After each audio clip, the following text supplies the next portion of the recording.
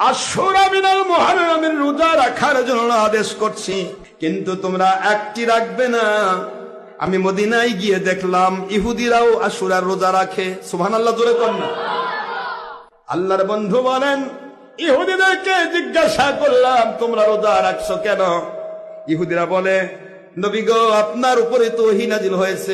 সূরাতুল বাকারা 2 নম্বর সূরা 1 নম্বর পারা।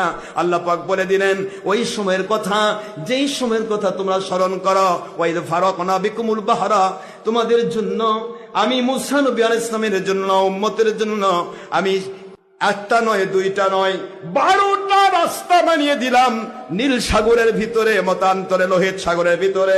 কিন্তু 12টা রাস্তা দিয়ে তাদেরকে আমি বাঁচায় দিলাম, আর ফেরাউনের বাহিনীকে আমি ধ্বংস করে দিলাম। ও নবী মুহাম্মদ রাসূলুল্লাহ সাল্লাল্লাহু আলাইহি ওয়াসাল্লাম, এই জন্যই তো আমরা রোজা রাখি, কারণ আমাদের নবী এবং আমাদের নবীর উম্মতদেরকে আল্লাহ বাঁচিয়ে দিয়েছেন।